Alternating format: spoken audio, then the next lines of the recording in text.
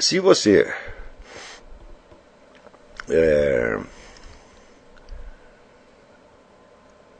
ler os clássicos da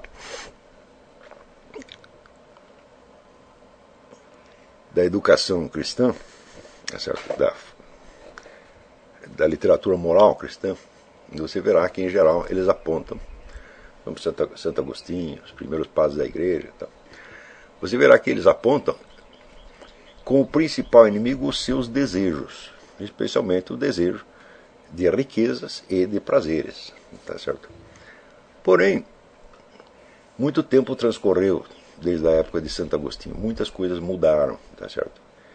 E as situações hoje que se impõem, vamos dizer, a um cidadão de classe média no meio urbano são muito diferentes daquelas que se ofereciam, vamos dizer, a um filho de nobre ou a um estudante, seja na antiguidade, seja na Idade Média, tá certo? Em primeiro lugar, vamos dizer, a pressão do meio social aumentou terrivelmente. Nós hoje não somos mais capazes de conceber a atmosfera de liberdade que essas pessoas desfrutavam na Antiguidade, na Idade Média. Quer dizer, um estereótipo, né, que percorre a nossa cultura, e que acredita naquele mito crotiano de que a história da liberdade crescente, né, imagina que hoje nós temos liberdades civis, direitos civis, etc. Isso aqui os caras não tinham naquele tempo, então, que eles viviam oprimidos.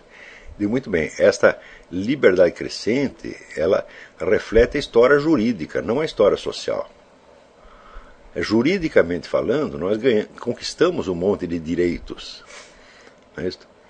Mas o jurídico é apenas aquilo que vale nos tribunais, não é aquilo que decide a nossa conduta no dia a dia. O que decide a nossa conduta no dia a dia é, vamos dizer, a organização econômica da sociedade, a estrutura física das cidades onde nós vivemos. Você não pode esquecer que até uma certa época a maior parte das pessoas trabalhava em casa ou muito perto de casa. E hoje o sujeito pode ser obrigado. Eu me lembro quando eu era jovem que eu pensei em me tornar aluno da USP. A primeira vez que eu tomei um ônibus para ir para a USP, eu desisti imediatamente. Eu falei, bom, eu vou passar 1h30 nessa porcaria todos os dias. 1h30 para ir, 1h30 para voltar. E mais 5 horas ouvindo o cara falar besteira, somando tudo, falando, não, vai dar 8 horas. Não, isso aí não é possível. Né? Então, esse problema chamado trânsito, as pessoas não sabiam o que é isso. Né? Então, você não é capaz de imaginar o sujeito saindo num cavalo ou num carro de boi, encontrando um congestionamento de cavalos e não conseguindo chegar no seu emprego, né? Seja no Império Romano, na Idade Média, essa situação é inconcebível. Quer dizer, o conjunto de pressões externas que caem sobre a nossa vida é hoje imensamente maior do que foi em qualquer época anterior. Quer dizer, nós podemos datar, vamos dizer, a organização moderna da sociedade, começa como sociedade industrial. Hoje não estamos mais na sociedade industrial, já disse que é a sociedade de serviços, mas isso começa a se complicar, vamos dizer, a partir do século XVIII, fim do século XVIII, começo do século XIX, é chamada Revolução Industrial. Então, na mesma medida em que ela vai criando uma quantidade enorme de riquezas e uma disponibilidade de serviços que seria impensável em outras épocas, ela também vai criando um conjunto de pressões e exigências, tá certo? Que se qualquer, vamos dizer, camponês ou burguês da Idade Média visse isso, ele morreria de terror, de pensar que ele ia ter que viver sob esta pressão, né, o tempo todo. Em primeiro lugar, vamos dizer, a pressão dos horários. Nós esquecemos que, vamos dizer, durante muito tempo só houve um horário rigoroso para os monges. Só os monges tinham horas certas para fazer as coisas. Tá certo? O horário de todos os outros era altamente flexível. Né? Quer dizer, que hora, por exemplo, que o camponês tem que levantar para trabalhar no solo? Tá certo? Não é um horário preciso. Isso aí varia conforme a época do ano e conforme as suas conveniências. Tá certo? E se ele não quisesse levantar para trabalhar um dia, isso não ia fazer a menor diferença. Então, vamos dizer, a pressão dos horários não existia. Existia para os monges, mas era uma pressão de ordem disciplinar, moral, que lhes fazia bem e que eles desejavam. Não é isso? Então, O monge tinha que dormir pouco, ele, digamos, ia dormir 10 horas da noite, quando era 3 horas da manhã tinha que acordar, né, para rezar. Daí rezava, tal, voltava a dormir um pouquinho, daí acordava para tomar o café da manhã, né. Antes de tomar o café da manhã tinha que rezar mais 1 hora, e depois tinha... O dia era dividido em 5 etapas, e esses 5 horários eram, né, rigorosos.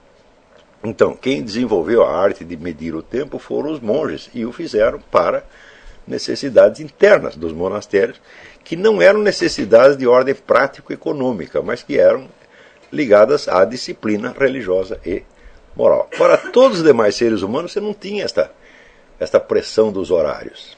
Não é isso? Hoje você sabe que uma desobediência ao relógio pode destruir a sua vida. Se você chega no emprego atrasado 5, 6, 7 vezes, você perdeu o emprego. Isso quer dizer, você pode não ter o que comer no mês que vem. Então, isto é uma pressão monstruosa e destrutiva que pesa sobre todos nós. Nós vivemos com medo do relógio. E esquecemos que isto é uma experiência nova na espécie humana. Nós imaginamos ingenuamente que isto é o destino humano. Eu digo, não, isso não é o destino humano. Isso é uma coisa inventada, apareceu num certo momento, tá certo? E se desfará em outro momento. Também, vamos dizer, esta separação rígida entre os momentos de trabalho e os momentos de lazer que nós temos hoje, ela não existia na maior parte do tempo, na maior parte das civilizações.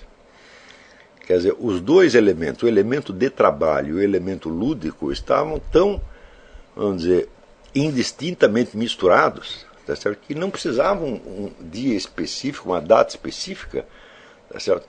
Para os seus lazeres. Tá certo?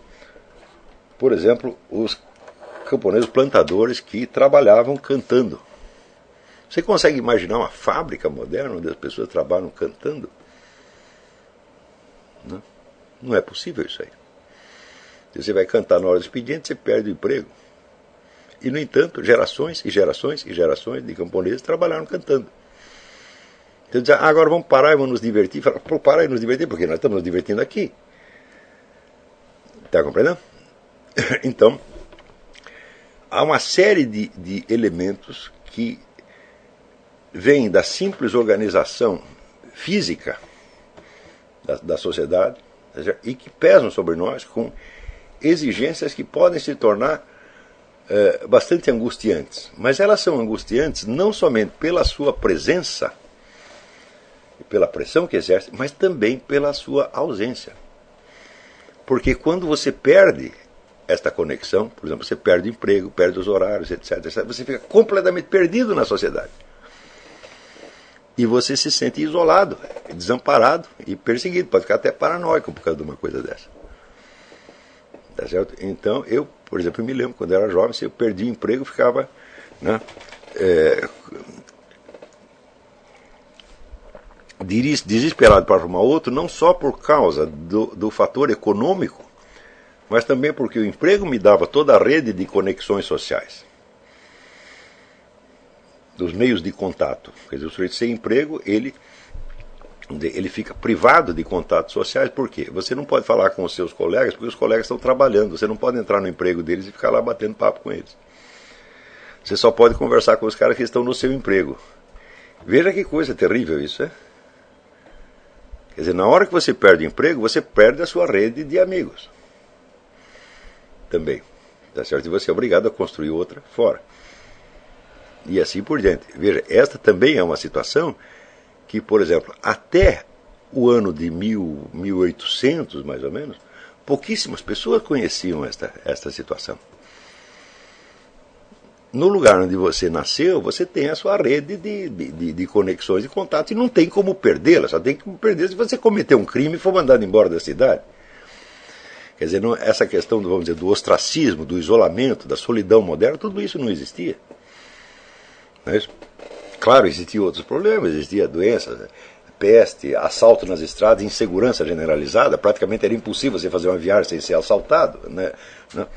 Na Europa, uma certa segurança policial existiu somente a partir do século XVIII, XIX. Né? E tem outros problemas completamente diferentes, tá certo?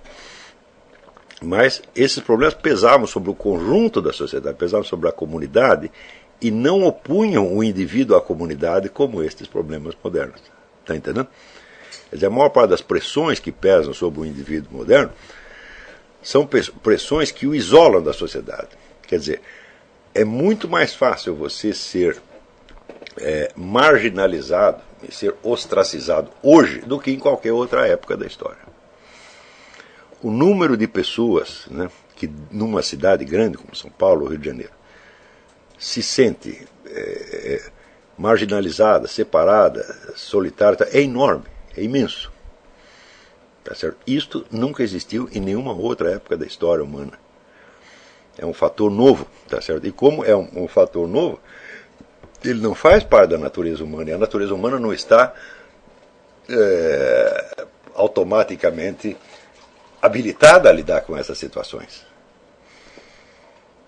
Tá certo? Então, todos estes elementos são forças de alienação. Mas por isto mesmo, justamente porque elas, vamos dizer,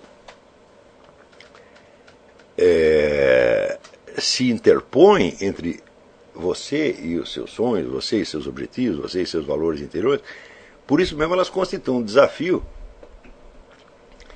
que só pode ser enfrentado mediante um esforço individual extra. Esforço individual extra de quê? De você juntar os caquinhos da sua existência, tá certo? E tentar restaurar a unidade da sua consciência.